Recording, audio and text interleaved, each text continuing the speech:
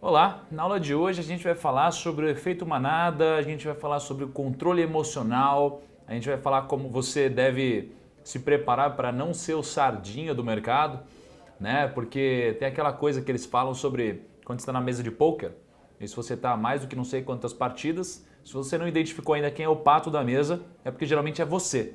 E no mercado financeiro, isso funciona da mesma forma.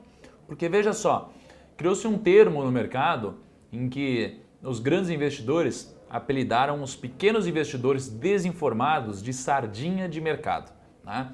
Por que a sardinha? Porque geralmente a sardinha ela é comida pelo tubarão do mercado. Né? A sardinha ela segue aquele movimento ali, geralmente é um cardume, né? Vai tudo na mesma direção, passa o tubarão e pega todo mundo. Né? O tubarão sempre se dá bem, a sardinha sempre se dá mal, né? Ou não sai do lugar. Então o que acontece é que muitos investidores, se não a maioria deles, perdem dinheiro porque eles pensam da forma errada. Eles pensam como sardinhas, eles não pensam como tubarão. Tá? E qual que é o problema disso? O problema é que a gente acaba ficando à mercê da dica do amigo, do sentimento de mercado, dos ruídos, né, do que dizem na televisão, do que sai na capa da revista, do que a gente ouve ali no trabalho ou quando a gente está almoçando. A gente é bombardeado de informações tentando nos fazer perder dinheiro. Só que às vezes, não é de forma consciente que essas informações chegam até nós. Às vezes é de forma inconsciente, é meio que ao acaso. Porque a maioria das pessoas, elas têm um mindset despreparado quando a gente fala de investimentos. Então, veja só, o que eu vejo acontecer em todos os grandes ciclos do mercado de ações? Eu vejo os investidores não dando a mínima atenção para o mercado de ações quando o ciclo está começando. Então, geralmente é quando as ações estão baratas. Né? Eu vejo os investidores não dando a mínima atenção para as ações porque eles estão bem ganhando dinheiro na renda fixa. Geralmente é isso que acontece. E aí, o mercado de ações começa a subir pra caramba. E quando o mercado começa a subir pra caramba, o que as pessoas começam a fazer? Começam a ficar de olho nisso, porque a gente sempre quer saber o que está pegando, o que está dando mais dinheiro, e aí, o que você fez para ganhar dinheiro? Nossa, o meu amigo ali ganhou um negócio, e as histórias começam a surgir. Né? As histórias começam a surgir, a gente começa a ouvir um monte de coisa, e com o passar do tempo, isso daqui sai da mídia especializada, sai daquelas pessoas que estão acompanhando durante muito tempo e começa a chegar na porta de pessoas que às vezes nunca investiram em ações, nunca. Mas como que chegam as informações aos ouvidos dessas pessoas que nunca investiram? Geralmente chega assim, cara, você viu que a bolsa subiu 50% em 3 meses? Cara, e essa ação aqui, ela não subiu 50%, porque a bolsa é a média. Essa ação aqui subiu 150%. Cara, é verdade, eu tenho um amigo que ganhou tanto também e tal. E aí, as pessoas começam a ouvir, aí começam a ir atrás. Começam a ir atrás, começam a estudar como funciona, como eu entro e tal. E começam a fazer um monte de estudo. Olha aqui, aí começa a virar profissionais do mercado. Todos os estudos que eu fiz mostram que, caramba, se eu tivesse comprado aqui e tal, tal. E parece que tudo fica positivo, porque quando a bolsa sobe, qualquer estudo teria funcionado, qualquer estudo, qualquer coisa vale a pena. Ah, eu sou um investidor fundamentalista, os indicadores estavam bons. Eu sou um investidor técnico, né? Eu gosto de usar análise técnica, também vale a pena. Então, geralmente, tudo corrobora para que isso daí seja o melhor investimento do século. E as pessoas começam a entrar. Quem? As sardinhas. As sardinhas começam a entrar nesse momento. Só que elas entram em um momento de mercado que a bolsa está cara. Ou que geralmente já subiu muito, então tem pouco upside. E a bolsa geralmente dá uma barrigadinha, né? Dá uma realizada, porque tem muita gente que entrou lá atrás e está saindo realizando lucro. Só que aí as pessoas ficam um pouco magoadas, né? Pensam, caramba, como assim? Eu acabei de comprar e estou perdendo dinheiro. Só que a informação generalizou de uma forma que todas as pessoas começam a comprar ações. E aí, esse movimento das massas faz com que o mercado dê mais uma pernada de alta. E aí, o que a gente começa a fazer? Eu segurei, pô, e mercado de ações é assim, você tem que comprar para o longo prazo e tal.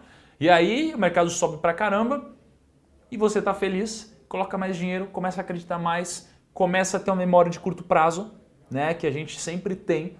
Ah, olha o que aconteceu no último mês, na última semana. Essa ação é a melhor de todas. Olha isso, baita ação. Cara, se você não tem essa ação, você é louco e não sei o que lá. E vai, mercado subindo, de repente o que acontece? Pum, cai tudo. Cai tudo. Tudo. Não importa o que, cai tudo. Cai tudo. E aí, a gente fica extremamente desesperado. A gente fica com medo.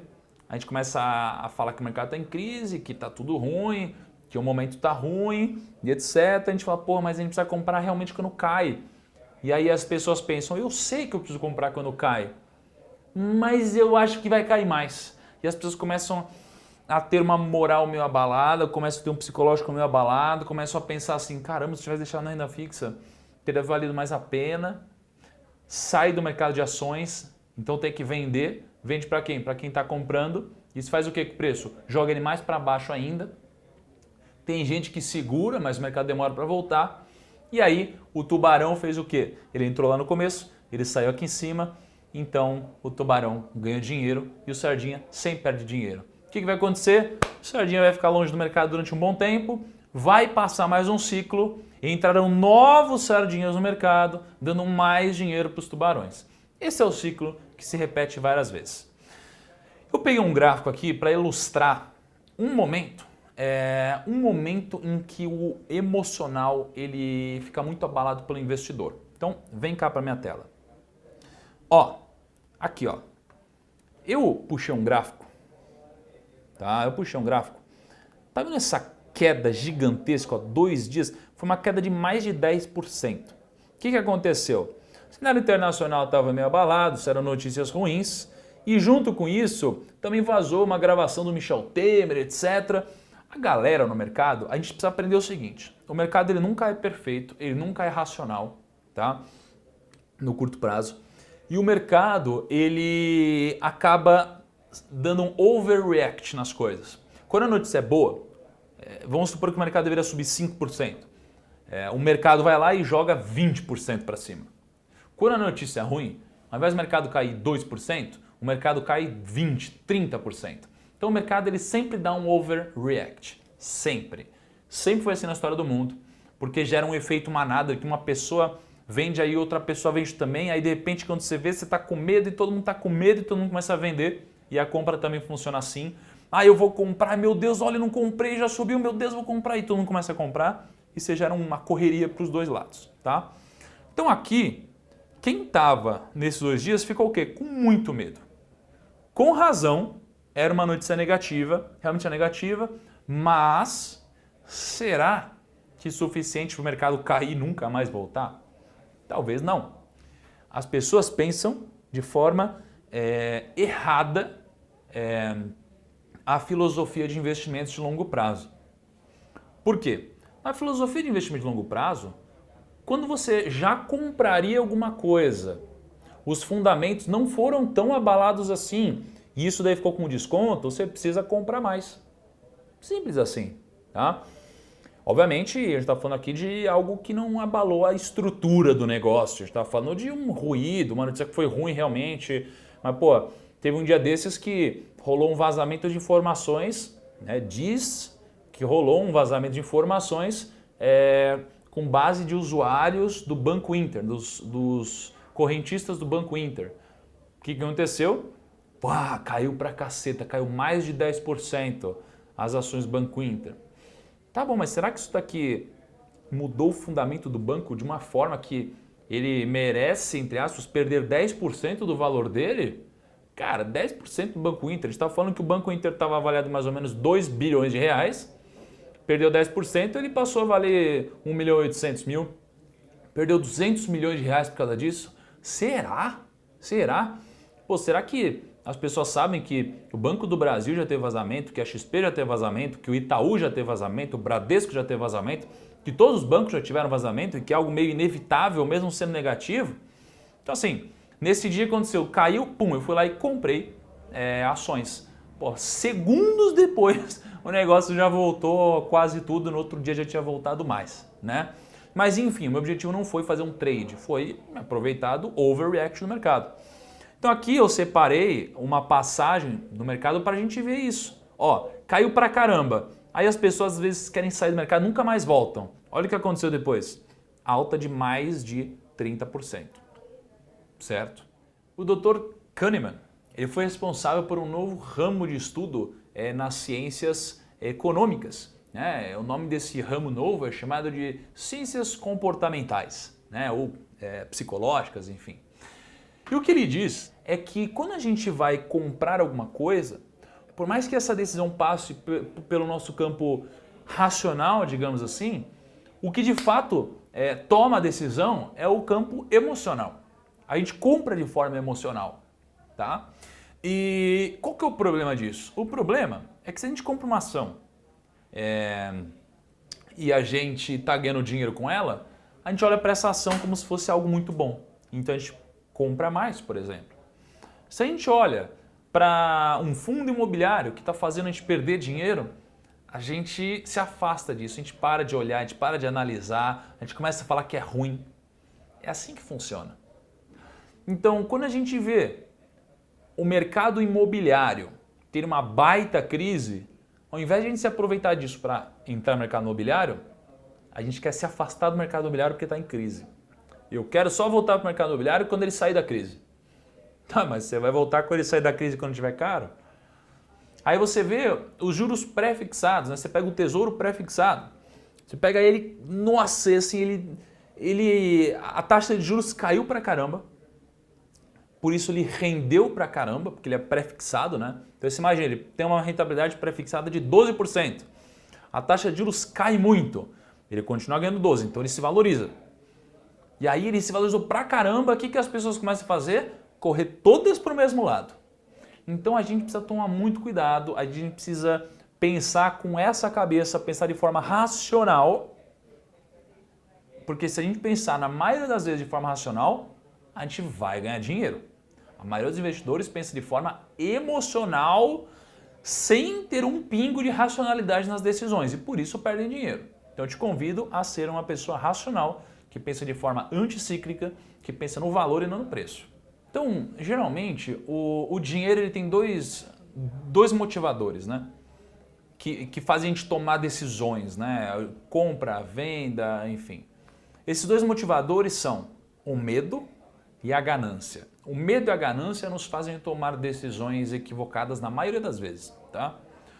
Então, vamos pensar em Bitcoin. A gente ouve o quê? Não, meu amigo aqui, ele ganhou muita grana. E esse amigo ouviu uma história de alguém que ganhou muito dinheiro. E aí a internet está dizendo isso, e a TV e a revista, está todo mundo falando isso. E aí o seu lado da ganância, ele diz o seguinte, caramba, tá todo mundo ganhando menos eu. Pô, se eu tivesse colocado uma grana, eu poderia ter ficado milionário e eu não coloquei. Cara, é melhor eu colocar logo. Imagina se eu perco isso daqui? Ganância. O que você vai e faz? Compra Bitcoin. Não estou falando que Bitcoin é ruim. Nem que é bom também. Só estou dizendo que a maioria das pessoas que compraram Bitcoin compraram pela ganância. Pela ganância. E aí a gente compra e a maioria das pessoas não sabe nem explicar por que compraram. As pessoas nem apostam na tecnologia. Ou apostam, mas meio que alguém falou que essa tecnologia é disruptiva e é isso mesmo e não sei o que lá. Quase todo mundo comprou só porque rendeu muito. Só porque rendeu muito. Eu puxei uma informação recentemente. Tinha mais de 1.400.000 brasileiros que já tinham comprado Bitcoin. É mais gente do que o número o número de investidores pessoa física na bolsa. Pô, fala sério, isso daqui é uma pura ganância, é uma pura ganância. Só que quando você tem tanta gente assim, interessada em alguma coisa e comprando alguma coisa, o que acontece? O efeito manada joga o preço lá para a estratosfera.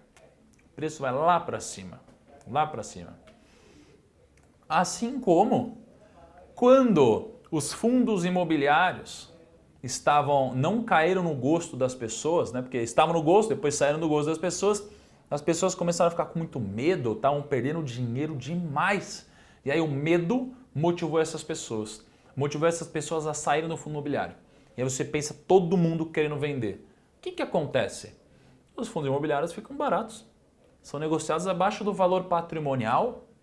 Tem um índice que a gente vai falar depois, que é o P sobre VP, né? Preço sobre valor patrimonial. Você pega o preço do fundo imobiliário, divide pelo valor patrimonial dele.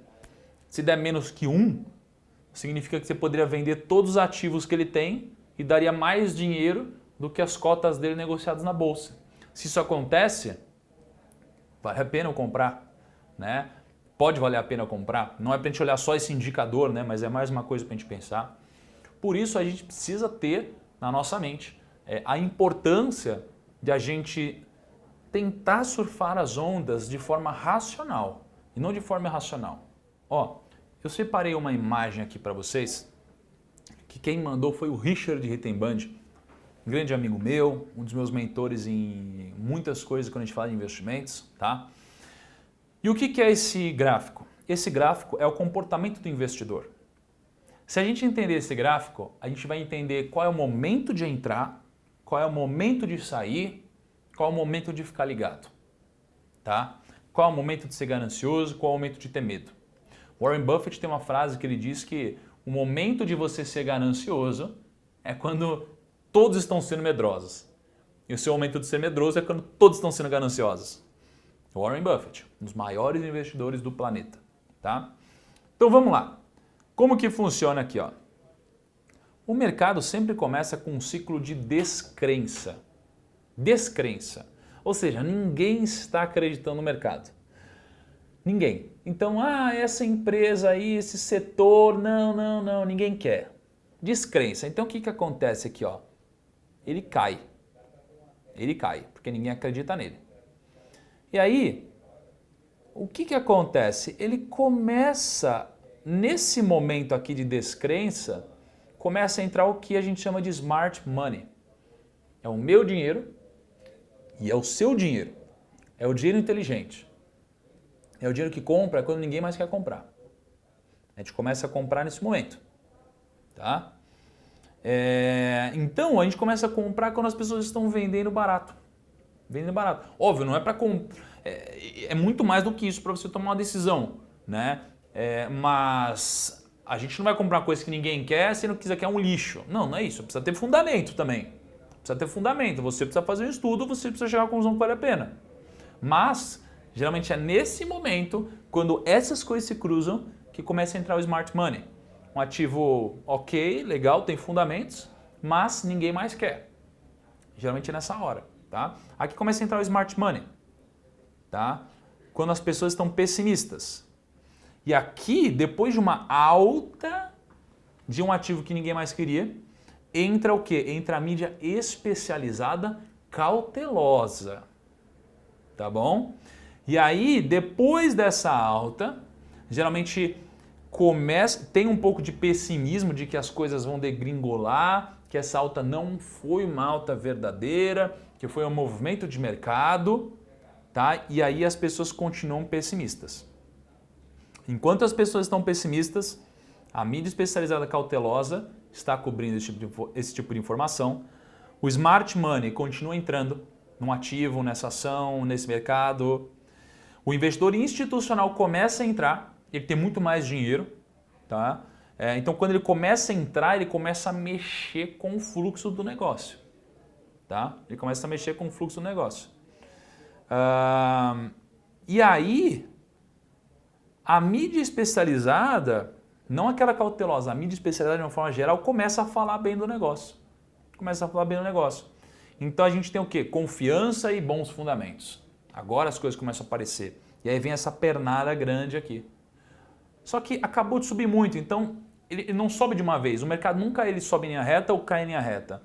Ele sobe, realiza, sobe, realiza. Ou ele cai, realiza, cai, realiza. É sempre assim, tá? Então ele dá uma acumuladinha aqui, fica meio próximo ali, tá bom? E quando isso acontece, começa a rolar uma decepção. As pessoas pensam, isso daqui não é bom mesmo, não dá dinheiro, etc, blá, blá, blá. E aí, quando algumas pessoas começam a desistir, o que acontece? Pernada de alta de novo. O mercado sobe, de fato, o negócio era bom. E aí, o que começa a acontecer? Você tinha um monte de gente cobrindo, você tem os tubarões já entraram, e aí tem a mídia especializada confiante, né, cobrindo isso daqui, e você tem o público falando bem, você tem gente começando a falar para os amigos, para todas as pessoas, começa a entrar aquelas mídias que não tem nada a ver com investimentos, Então você vê um R7, um IG, a Globo, você vê um monte de lugar, Veja, falando sobre investimentos, né? Coisa que quando você vê a mídia tradicional falando sobre investimentos, opa, você precisa tomar cuidado. Quando você vê a galera falando que a bolsa é um bom investimento, opa, como assim? Como assim? Você precisa tomar cuidado. E aí o que acontece? O que acontece? Aqui começa a entrar uma euforia.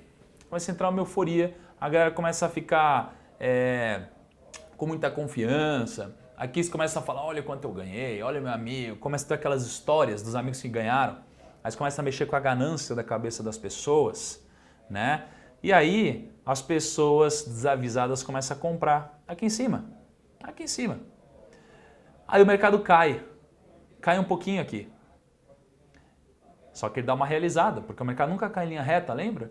Quando isso acontece, era o último suspiro. As pessoas agora estão confiantes de novo, acham que vão ganhar dinheiro. E aí voltam a ser confiantes, elas começam a pôr mais dinheiro. Só que aí, meu amigo, aí já era. Aí é o momento que o mercado vai para baixo, a galera entra em pânico, desespero. Isso daí não é para mim, porque eu entrei, nossa, ações é um lixo, esse mercado é ruim, etc, etc. Estou falando de ações, mas se aplica a tudo, tá? E aí todo mundo começa a sair. E esse movimento desenfreado gera o quê? Gera uma onda de descrença. E volta aqui para o começo de novo. Essa onda de descrença é onde começa a entrar o smart money, aí vem o pessimismo, a galera achando que tudo vai dar errado de novo, começa a entrar o investidor institucional, e aí as coisas começam a subir porque os fundamentos estão muito baratos, e esse é o ciclo que o Sardinha sempre segue. Então não seja Sardinha, não seja Sardinha. Um dos principais erros que os investidores cometem é olharem para o curto prazo e esquecer do todo. O que acontece? O investidor ele tem que olhar para os grandes ciclos, é longo prazo, é comprar ações, é investir em mercados. Só que às vezes o curto prazo te cega, Então veja só, olha esse gráfico aqui, ó. Isso aqui é 2004, ok? Olha essa queda aqui. Esquece que existe o que veio depois. Olha o medo, imagina, a bolsa caiu aqui de 30 mil pontos para 24 mil pontos. Cara, olha o desespero. E aí a gente se assusta. Uau! Mas aí eu te convido a olhar para o longo prazo.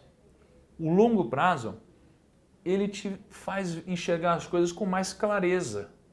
Com mais clareza. Você não precisa acertar o melhor momento possível. Você precisa acertar uma parte importante do ciclo. Você precisa pensar a longo prazo. E aí eu te mostro esse outro gráfico. Olha isso aqui. Tá vendo aquela seta, aquilo lá que eu mostrei? Aquilo que eu mostrei era essa partezinha aqui no gráfico. Só que pensa no longo prazo. Olha a diferença. Isso daí é irrisório. É irrisório no longo prazo. Tá? Então a gente não tem que tomar uma atitude com instinto, sabe? Uma reação imediata a isso. Não, você não precisa disso. Vamos pensar como investidor. Os maiores ganhadores de dinheiro na bolsa no longo prazo são investidores que olham para o longo prazo, tá bom? Então, às vezes a gente olha para aquele negócio, o curto prazo, e a gente fica assustado. Ou a gente toma uma decisão equivocada. Tenta se olhar de fora.